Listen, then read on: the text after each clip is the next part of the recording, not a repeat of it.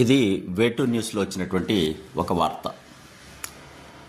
హైదరాబాద్లో అధిక రక్తపోటు, మధుమేహము, కొలెస్ట్రాల్, నిద్రలేమి, పొగ తాగడం, మద్యపానం, శారీరక శ్రమ లేకపోవడం, తీవ్రమైన ఒత్తిడి, ఆందోళన కారణంగా మెదడుపై తీవ్రంగా ప్రభావం పడుతున్నట్లు సీనియర్ న్యూరో సర్జన్ వంశీకృష్ణ తెలిపారు. హైదరాబాదులో నిమ్స్ ఆసుపత్రికి నెలకు 250 నుండి 300 కేసులు వస్తున్నట్లు తెలిపారు. ఈ నేపథ్యంలో ఉరుకుల పరుగుల జీవితంలో ప్రశాంతత, యోగా, ధ్యానం, ప్రకృతితో గడపడం లాంటివి చేయాలని సూచించారు. మళ్ళీ బంతి మన కోర్టులోకి వచ్చేసింది. ఆధునిక వైద్యం ఎంత ఉన్నత స్థాయికి ఎదిగినప్పటికి కూడా ప్రకృతి మూలాలను గనక మనం మర్చిపోతే మళ్ళీ అక్కడికే రావాల్సిన పరిస్థితి ఏర్పాటు జరుగుతోంది. దీనికి ఇది ప్రత్యక్ష ఉదాహరణ.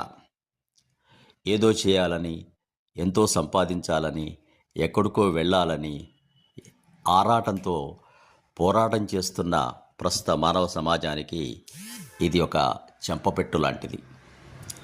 ఏది చేసినా ప్రశాంతంగా, ఆనందంగా ఉండడమే.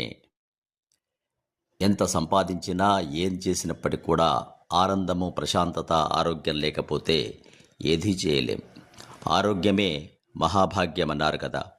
అందుకోసమే ఆ నరాల ప్రత్యేక వైద్య నిపుణులు కూడా చక్కగా శారీరక శ్రమ చేయండి, యోగా చేయండి, ప్రకృతిలో గడపండి, ఆరోగ్య సూత్రాలను పాటించండి అని చెబుతూ ఉన్నారు.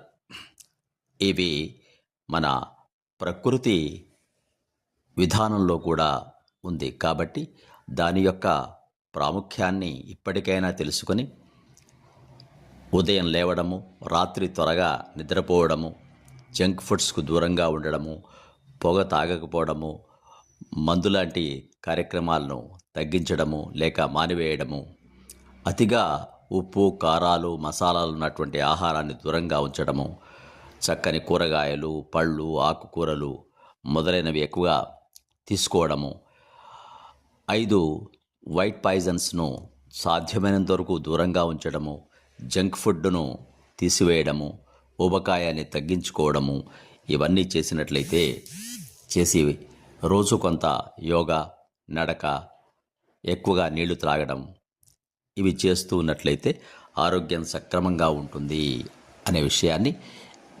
ఆధునిక అల్లోపతి వైద్యులు కూడా నిర్ధారిస్తున్నారు. కాబట్టి మన పయనం ఎటువైపో మీరే ఆలోచించుకోండి. శుభం.